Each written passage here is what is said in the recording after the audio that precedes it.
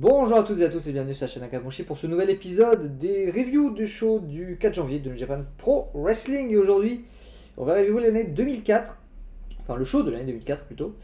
Et je vais vous dire tout de suite que cette review va pas être hyper précise parce que j'ai mis à peu près 3 semaines à voir ce show. Voilà, j'ai vu un match par-ci, un match par-là. J'ai jamais vraiment trouvé le temps de regarder le show d'un bloc comme j'aime le faire, voire en 2 fois, hein, grand max.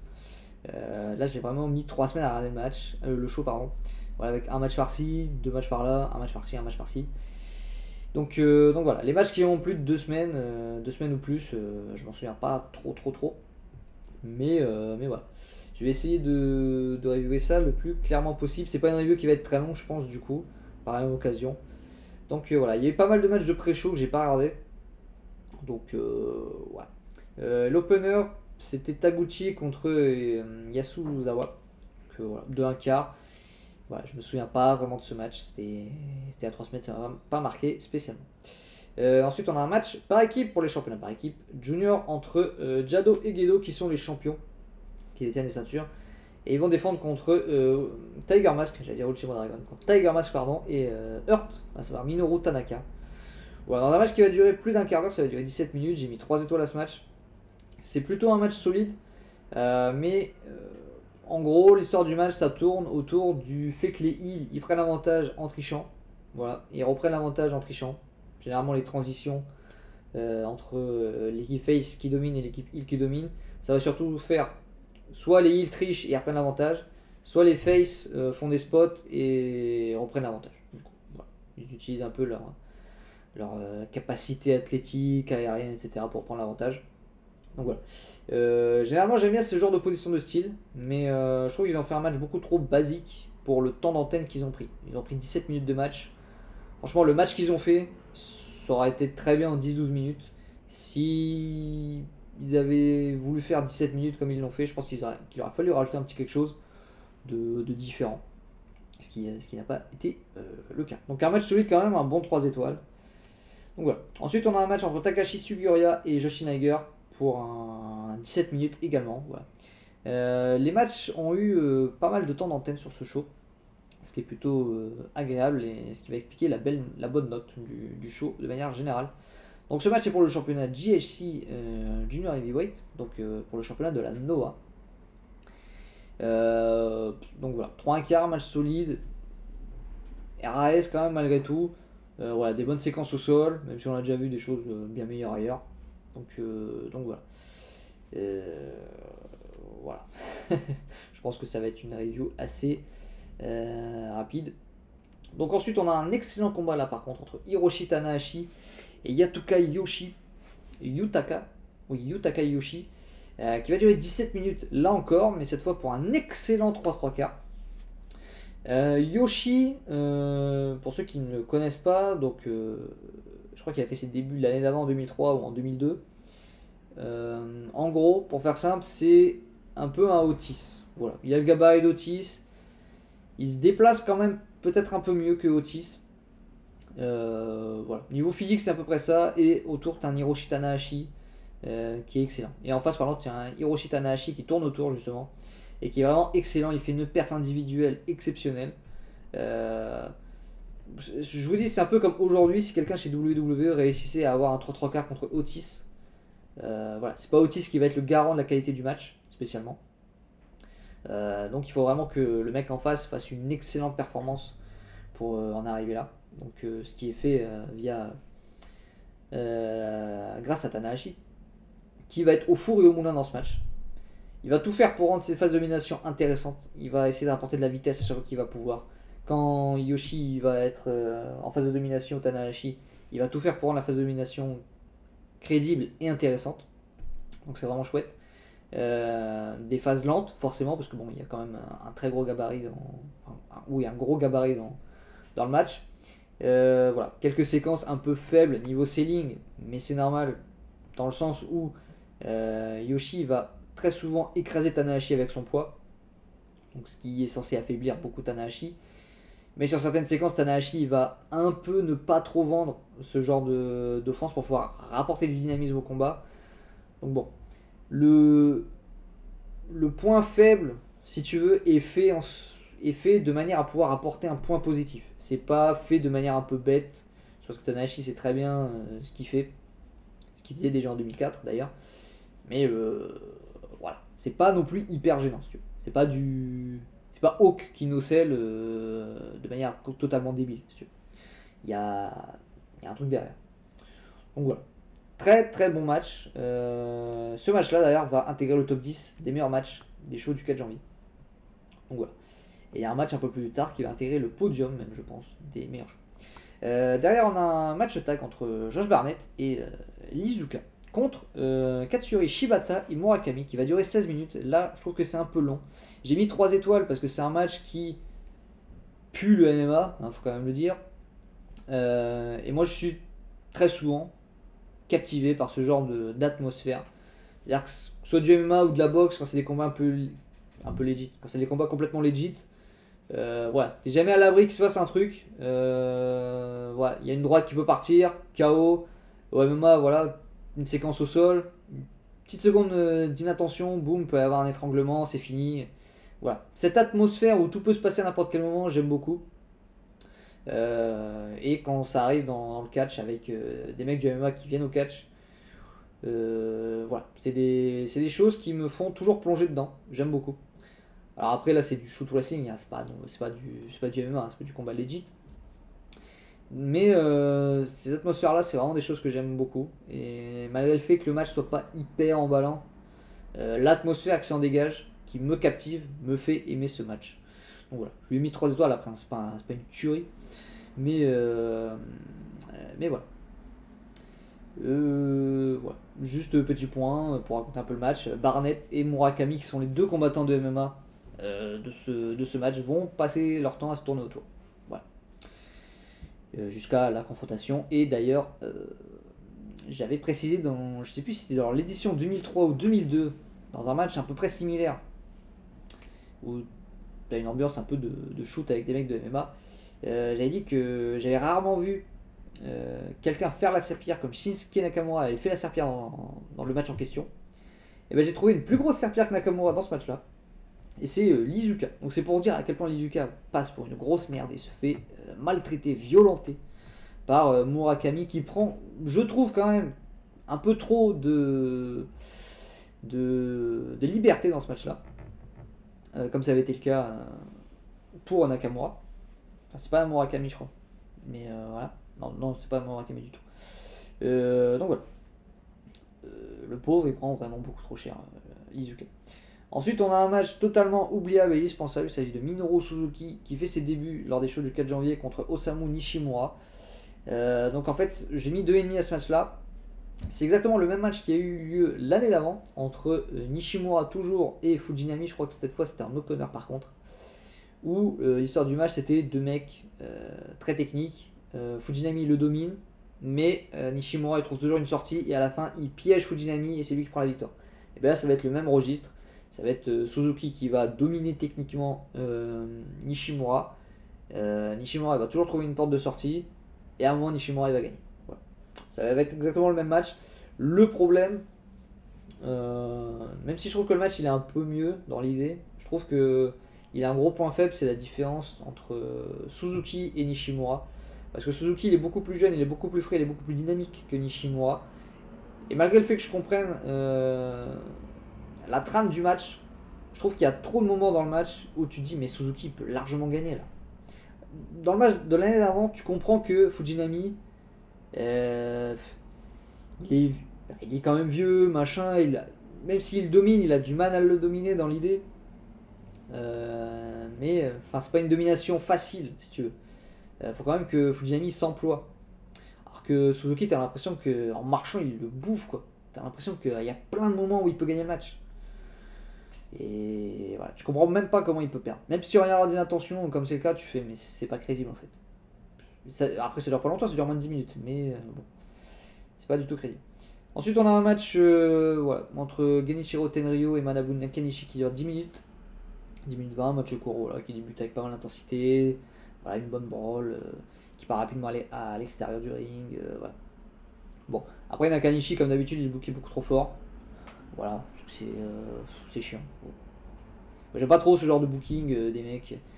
Voilà. Alors Riki Chouchou, j'aimais bien parce qu'il dégageait pas mal de fighting spirit et ou d'arrogance, ça dépend à quelle période vous regardez ses combats. Je préférais dans l'idée un Kinsuke Sasaki plutôt qu'un Manabu Nakanishi. Je trouve qu'il a plus de charisme, plus de présence ou de prestance, on peut appeler ça comme vous voulez. Voilà. Avec Nakanishi, j'ai toujours un peu de mal, son booking japonais. Donc voilà. En parlant de Kensuke Sasaki, le voilà, le bougre, lui qui a quitté New Japan quelques années avant, je n'ai plus la date, quelques années avant, notamment pour catcher à Noah, etc., etc. Et il revient en tant que heel, parce que les fans ne veulent pas le voir, contre l'enfant de la compagnie, à savoir Yuji Nagata. Alors, j'avais jamais vu ce match. J'avais entendu dire qu'il était vraiment très bon. C'était un match à recommander. Et j'ai pris une grosse claque. Parce que ce match, il va durer 12 petites minutes. Et les deux, ils vont se mettre une race sans nom pendant 12 minutes. Je serais même pas étonné que les deux ne pouvaient pas se blairer à l'époque. Tellement ils vont se mettre cher dans la gueule. À l'intérieur du ring, à l'extérieur, machin. Ça va être excellent. Ce match-là, j'ai dû le voir il y a 2 semaines. Je lui avais mis 4. Je l'ai revu il y a 2 jours. Après le main event, parce que j'avais envie de le revoir, il était vraiment trop bien ce match. Je lui mets 4 1/4. Et du coup, je pense qu'il va intégrer le podium des meilleurs matchs des shows du 4 janvier. C'est un bain de sang, c'est un règlement de compte. Franchement, il faut vraiment le voir. Si vous avez 12 minutes, regardez-le. Si vous n'avez pas 12 minutes, trouvez 12 minutes et allez le regarder. C'est vraiment un excellent combat, une très haute recommandation. Voilà. Il y a un blade job quand même de Yuji Nagata qui est un peu abusé. Dans le sens où à un moment Nagata il est couché au sol et il y a un plan de caméra qui est au-dessus de lui, du coup tu le vois allongé et au sommet de son crâne juste à côté il y a une flaque de sang et la flaque de sang elle tremble et en fait c'est parce que le sang de Nagata qui coule de son crâne continue à tomber dans la flaque et ça donne une imagerie qui est vraiment très bonne, alors à la fois très bonne et dégueulasse. Mais voilà, c'est comme quand il y a une goutte d'eau qui tombe sur une flaque, ça fait une espèce de vibration, de vague. Mais voilà, mais là ça fait ça mais avec le sang de Nagata. Et c'est pas genre une goutte, puis une goutte, puis une goutte. C'est pas toutes les 3 ou 4 secondes, non, c'est goutte, goutte, goutte, goutte, goutte, goutte, goutte. Ça pisse le sang. C'est con, hein, mais c'est joliment beau. Non, c'est joliment moche. C'est joliment dégueulasse. Voilà, je sais pas trop comment le dire, mais c'est à la fois beau et sale. Voilà. Donc voilà. Le meilleur match du show, hein, très largement, 4 1/4. Ensuite, on va arriver sur les 2 main events, à savoir d'abord un pré-main event avec un match tag entre Bob Sapp et Keiji Muto contre l'équipe Shoten. Donc Hiroyoshi Tenzan et Masahiro Shono. Un match qui va être très très long, je crois. C'est certainement le plus long match du show. C'est 21 minutes. Et malgré le fait que ce soit pas terrible, j'ai quand même réussi à trouver 3 étoiles parce qu'il y a pas mal de choses qui m'ont intéressé. Alors déjà c'est le premier match de Keiji Muto en 2 ans. Voilà. Donc petit événement. Il est en face de lui. Alors il fait équipe avec Bob Sapp qui est, je pense, l'athlète le plus over à ce moment-là au Japon. Parce que Bob Sapp c'est une immense star. Que ce soit en kickboxing, en MMA, en kickboxing. Alors je m'y connais pas trop, mais je crois qu'il a un truc genre 3-2, 3 victoires de défaite à ce moment-là. Et ça je me souviens pas trop, j'ai regardé ça il y a une dizaine de jours. Et par contre au MMA je crois qu'il a un truc genre 5 victoires et une défaite à ce moment-là. Donc c'est un ratio qui est largement positif. Et voilà, il y a eu une hype à cette époque-là autour de Bob Sapp. Et il faut voir les réactions que générait Bob Sapp, notamment dans ce match-là. Et alors oui, rétrospectivement on peut dire mais Bob Sapp, qu'est-ce que c'est que cette idée de le mettre champion du monde? Mais franchement, quand vous regardez les réactions que générait Bob Sapp, le draw qu'était Bob Sapp, que ce soit chez New Japan, que ce soit chez Pride, voilà, c'est pas non plus hyper choquant que Bob Sapp soit devenu champion de WGP. Alors, ok, c'est un championnat hyper prestigieux et Bob Sapp, il avait rien d'un champion de catch. D'ailleurs, je crois que là, c'était son... J'ai regardé, j'ai noté, je crois. Oui, ce match-là, c'est son 7ème match de catch seulement. Et il va devenir champion poids lourd de New Japan quelques mois plus tard. Donc oui, le mec, il avait rien d'un champion de catch. ok. Mais bon, tu comprends pourquoi une compagnie de sport qui se veut legit book Bob Sapp en main event de cette manière. Moi je comprends. Voilà. Alors après, en face, ils ont l'équipe référence Shoten, champion par équipe. Je crois qu'ils sont 6 fois champion par équipe à l'époque et ils vont finir à 8 ou 9 titres, je crois. Un truc comme ça. Donc voilà. Après Tenzan, j'ai jamais été un grand fan, un peu comme Nakanishi. Shono, il est plus que l'ombre de lui-même. Voilà, ça fait plusieurs éditions que je le dis, plusieurs reviews que je le dis. Voilà. J'ai vu d'ailleurs pour la première fois il y a quelques temps un match de la Noah. Alors je crois que c'est 2005 par contre, je crois que c'est l'année d'après. Avec Masahiro Shono en équipe avec Mitsuharu Misawa contre Akira Taue et Kenta Kobashi. Donc on a l'un des 3 mousquetaires en équipe et contre 3 des 4 piliers de All Japan. Donc énorme affiche. Et c'est un match un peu random. Quoi. 3-1 quart. Après c'est bien un 3-1 quart, hein, mais quand tu vois l'immense affiche que c'est, alors ok c'est 2005 aussi, bon ça aide pas. Mais bon, c'est très Star Power, c'est très main event, c'est un petit peu feignant par instant, même si Kobashi, je vois que lui il est quand même là pour se donner. Mais voilà. Shono il était aussi, il me donne l'impression d'être là aussi pour se donner. Alors aussi parce qu'il n'est pas non plus à la Noah très régulièrement. Mais voilà, t'as l'impression que Shono, il donne tout, c'est peut-être un peu abusé de dire ça, mais il se donne beaucoup. Et le résultat, ça donne quand même un truc assez moyen. Surtout de sa part. Une performance individuelle de Shono, encore une fois, assez mauvaise ou moyenne. Voilà. Et puis le main event que je note à 3-1 Shinsuke Nakamura contre Takayama. Voilà, ancien MMA, tout ça. Shinsuke Nakamura champion IWGP poids lourd et Takayama champion NWF poids lourd. Alors j'avais dit lors de la précédente review que, je sais plus si j'avais donné le détail, mais le championnat NWF, pardon, c'est un championnat qui vient d'une compagnie du même nom, donc NWF, qui était en partenariat avec New Japan dans les années 80, je crois, 70 ou 80. New Japan a fini par racheter la compagnie, qui va réouvrir un peu plus tard, je crois. Et du coup, le championnat NWF était le championnat du monde de New Japan Pro Wrestling avant que Inoki ne crée le IWGP, le championnat poids lourd, le IWGP. Donc voilà. Et Inoki, sur les 5 ou 6 années d'activité du titre, n'a pas été champion, je crois, pendant un truc du genre 6 mois. Voilà. Il a perdu le titre, genre une première fois 6 semaines, il l'a récupéré, il l'a gardé pendant 2 ou 3 ans, je sais plus. Et puis, il a perdu contre Salansen avant de le reprendre 3 mois plus tard. Et encore, quand il le perd contre Salansen, je crois que c'est même pas une défaite. Je crois que c'est même pas Hansen qui prend le titre à Inoki. Je crois qu'il doit avoir un draw, genre une double DQ ou un double count-out, et du coup le titre est rendu vacant. Et c'est Inoki qui le récupère après. Donc voilà. Dans l'idée de pusher Takayama, on lui file un titre qu'on pourrait appeler le Inoki Championship, hein, très clairement. Donc voilà. Champion au 4 janvier 2003, champion inaugural de ce renouveau de ceinture. Il va être champion pendant 1 an. Jusqu'au 4 janvier 2004, il va perdre le titre. C'est Nakamura qui va unifier les titres. Enfin, il va pas unifier les titres, il va conserver le championnat de WGP, il va remporter le championnat de WF. Et le lendemain, Nakamura va dire qu'il rend le titre NWF vacant pour se concentrer sur le championnat poids lourd IWGP. Et ça va être la fin pour le championnat NWF. Donc voilà, un match qui va être brutal, il faut le dire. Takayama qui va défoncer Shinsuke Nakamura, très clairement. Et voilà, ça va être l'essentiel du combat. Avec la grosse brute, Takayama qui va martyriser Nakamura. Et Nakamura qui va sortir quelques contres. Par-ci, par-là, une petite soumission, voilà, machin. Ça va plutôt être pas mal, mais je trouve que il manque quelque chose dans ce match. Je ne saurais pas dire quoi, mais j'ai pas été hyper emballé par ce match-là. J'aime bien ce genre de format d'habitude. Mais là pour le coup ça n'a pas été non plus hyper bien réalisé, je trouve. Enfin, ça a été bien réalisé dans ce qu'ils ont fait, mais j'aurais aimé qu'ils apportent autre chose, un peu plus de variété. Voilà. Ils se sont trop enfermés dans ce format là.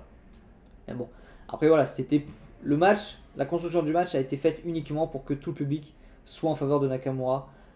Parce qu'au Japon c'est comme ça, quand il y a un mec qui en chie, ben on va être pour lui, voilà, pour l'aider, essayer de lui donner ce petit plus qui va faire en sorte qu'il puisse se surpasser, aller au-delà de lui-même, etc. C'est très fighting spirit dans l'esprit, c'est très japonais.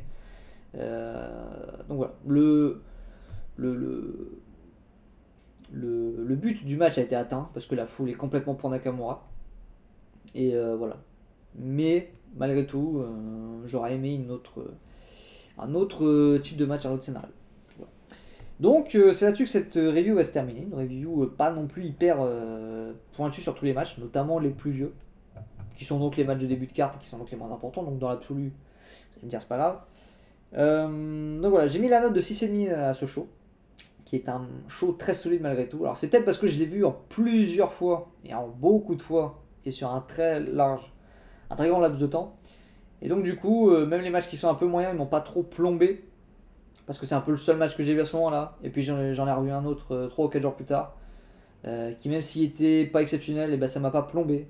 Parce que voilà, quand tu prends 2 matchs de suite qui sont pas terribles, ben, pour le troisième, même s'il est bon, ben, tu peux être encore un peu déçu des 2 matchs d'avant, donc tu sous-notes peut-être un peu, voilà.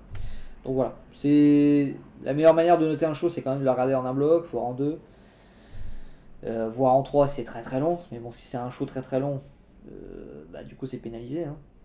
Parce que voilà. Ça mène à 35. Donc voilà.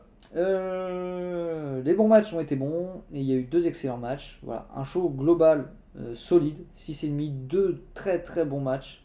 Un gros 3 quarts avec Hiroshi Tanahashi et un gros 4 1 quart avec Yuji Nagata et Kensuke Sasaki. Donc voilà, c'est là-dessus que la vidéo review se termine. Je ne sais pas quand je sortirai la prochaine. Je pense de manière assez rapide, hein, je pense. J'ai quelques jours devant moi, je pense que je vais regarder l'édition 2005 assez rapidement et je vous en ferai la review. Voilà. Donc merci encore une fois d'avoir regardé la vidéo, de suivre ce genre de format. C'est vraiment, ça donne envie d'en faire d'autres et de continuer, donc c'est vraiment cool. Donc voilà, comme d'habitude, n'hésitez pas à partager la vidéo, à la liker, à la commenter, et à venir discuter sur Discord de ce que vous voulez. N'hésitez pas à commenter aussi ce que vous avez pensé de la vidéo. Voilà, et des matchs, comme d'habitude. Est-ce que vous avez des recommandations autres que celles que je fais? Est-ce qu'il y aurait des oublis, par exemple, dans mon classement, top 15 des matchs, etc., etc. N'hésitez pas. Donc voilà, je vous dis à la prochaine, c'était Akamoshi, portez-vous bien, et puis à bientôt du coup.